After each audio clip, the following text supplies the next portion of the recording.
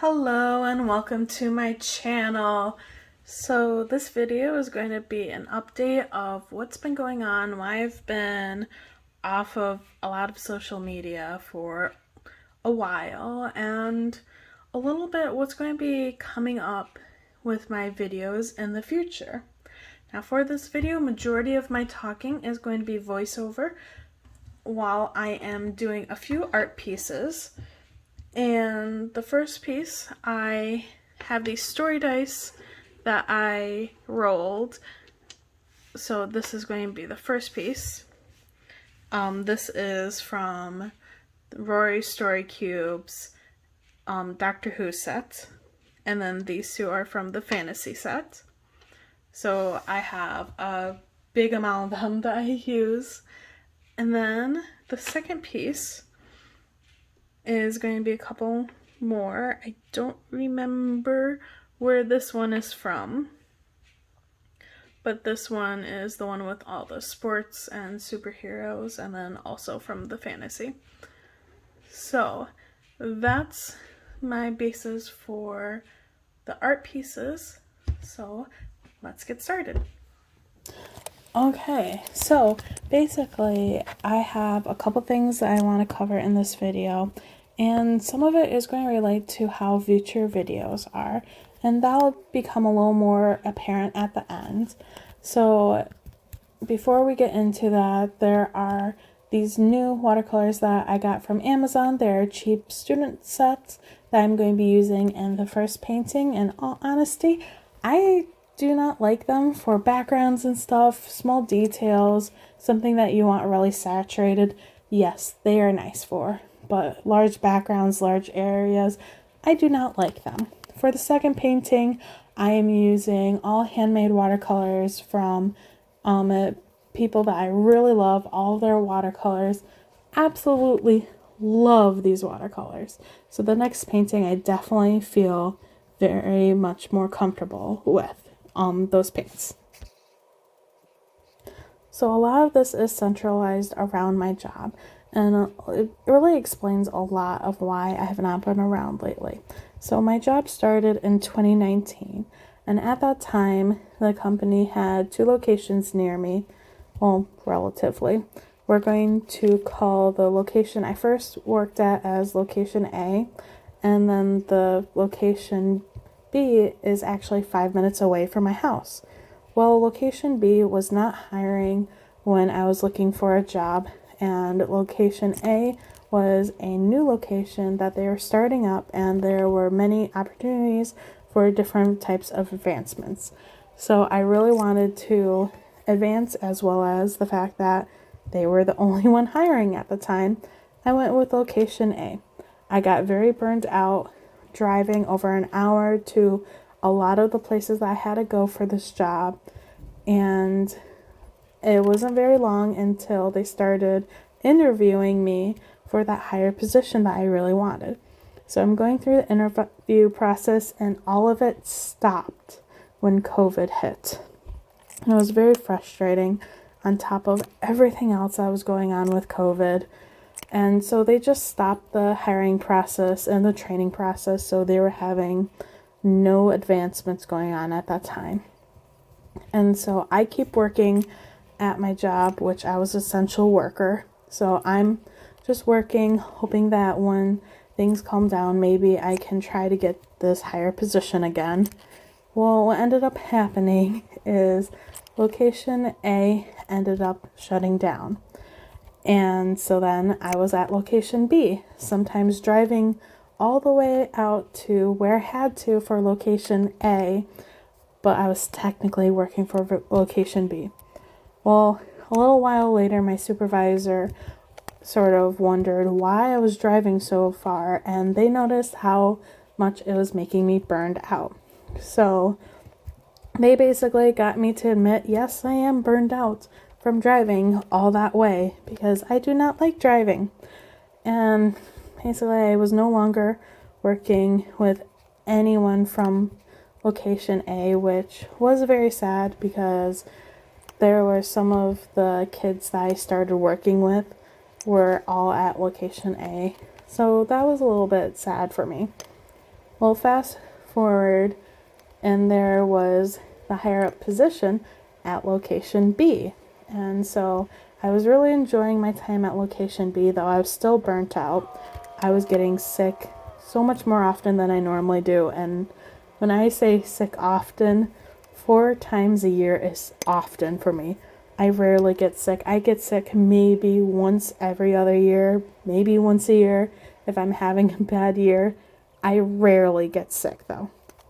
So I'm getting sick what feels like all the time because I'm so burnt out. But I was looking at this opportunity. Hey, here's this position again. I'm getting very excited because I see this opportunity and I think, yes, things are going good again. I won't be burnt out anymore. Things are going to be good. So February 2022, I turn in my resume. I start preparing for an interview. Well, there wasn't an interview. And why there wasn't an interview was the person whose choice it was our manager that worked with us. So it was thought they knew enough that they didn't have to interview us. That was very frustrating for me because me and the manager had been having some communication issues where things that I was saying was not being understood by the manager. And it was very frustrating.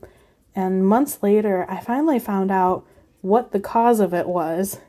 Not my fault, but it was very frustrating.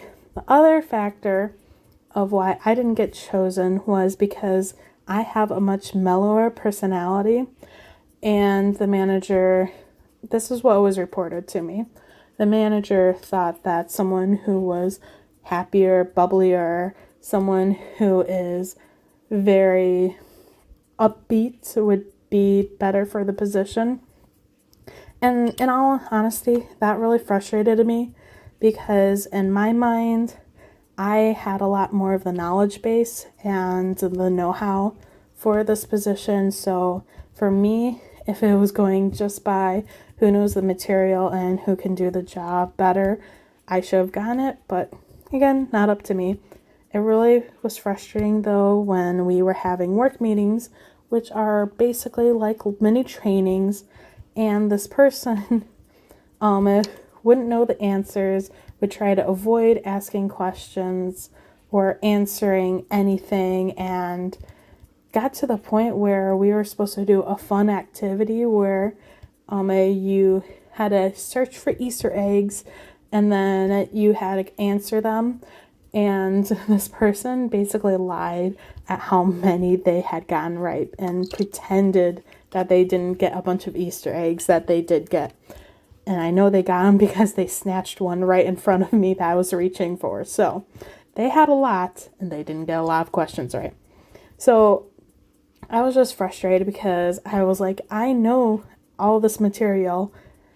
And so that ended up just cycling into my mental health issues. And with a couple more events going on, I ended up crashing, and I was crashing hard. And a friend of mine ended up talking to me, and basically they had not told me something that they thought might be pertinent, but it didn't seem like I was ready for it. And with me crashing, they thought it was the time to tell me. And that relates to the second part. So let's continue on with this job. So we get to June of 2022, and we find out that all Michigan locations were closing. And that was very, very frustrating. So basically, me and a few others hold on to the end, and in all honesty, it killed all of our mental health so much, to the fact, like, honestly, there was one day in which all three of us called in sick because our mental health was so bad that all of us got sick on the same day. We could not work. It was not good. So basically, we get to the end of August, all locations closed, and I basically have been spending my time since that job closing, trying to recover my mental health because I was so burnt out. In all honesty, I gave myself 2 weeks to recover. Yeah, that didn't go according to plan. I am not feeling 100% recovered. I was starting to feel good about 3 weeks ago. So a month and a half till the point I felt good sometimes. It's been a long haul trying to recover from that. Alright, so the second part is the difficult part of the video, and I've had to take a couple times trying to record it because it is something that is very difficult for me to share. And it'll make sense in a little bit. So basically, as everything was sort of crashing and I felt like everything was hopeless, my friend of mine said, "Hey, I think you had a misdiagnosis, and it seems like a lot of your traits that would have been misdiagnosed as ADHD might be autism instead." So my friend, who is autistic, she tells me this, that a lot of my traits sounds more like autism than ADHD. And so I go online and take a bunch of tests, evaluations that you can find online, and it seems like, yeah, I am autistic. I went through so many different things, researching other experiences of women being adults and not being diagnosed until later.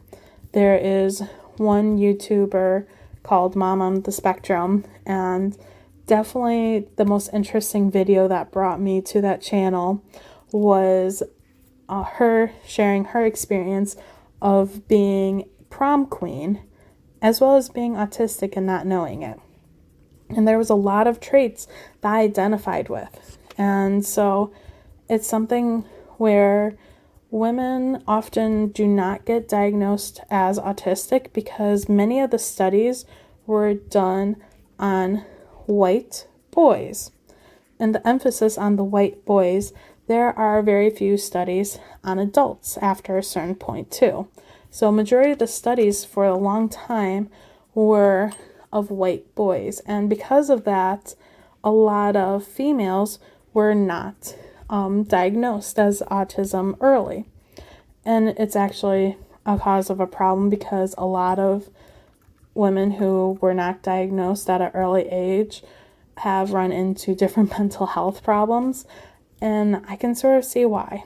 So in addition to the fact that I'm seeing, okay, I have this new outlook, at first I wanted it confirmed by a doctor.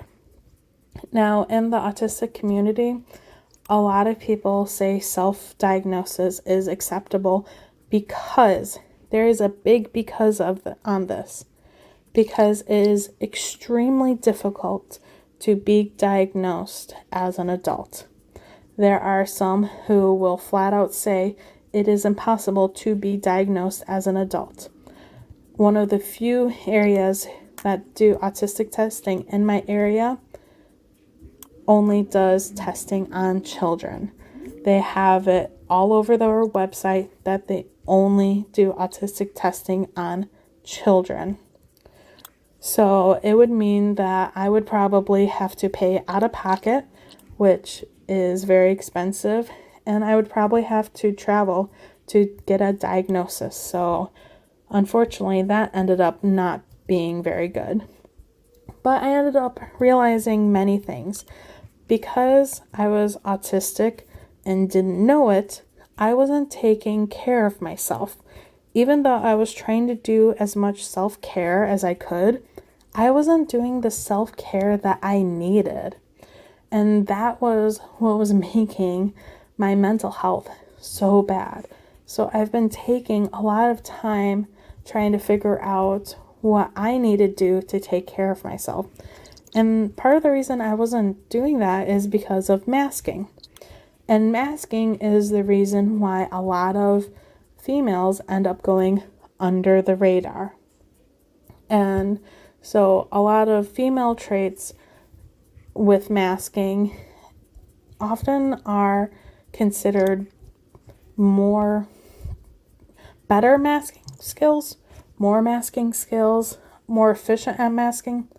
I think we're going to go with more efficient at masking. A lot of females are more efficient at masking because a lot of times, and again, this isn't all, a lot of times females are more aware of societal expectations, and societal expectations are related into why if people mask.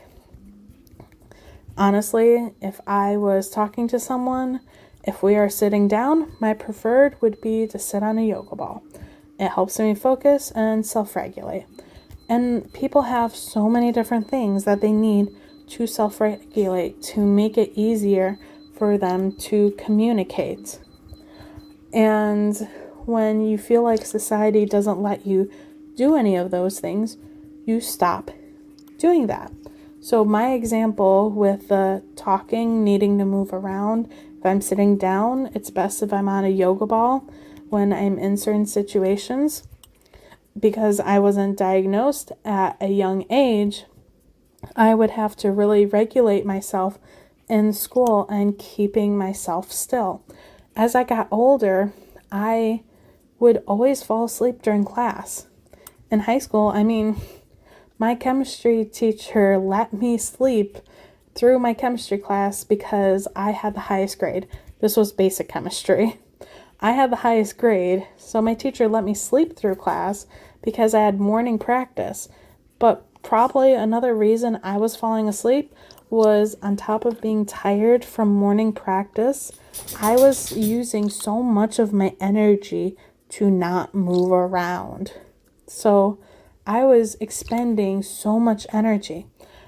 And the extreme that my masking went to was I was masking when I was alone.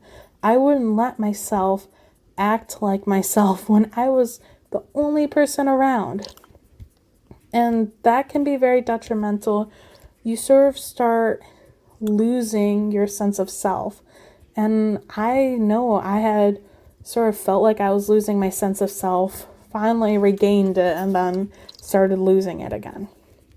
So that's where I want to be sharing more about autism and my experience with autism, just to share another experience to try to say I want to help make our voices be heard as an autistic female that didn't find out they were autistic until I was 30 when it finally clicked. So I want to be sharing that more.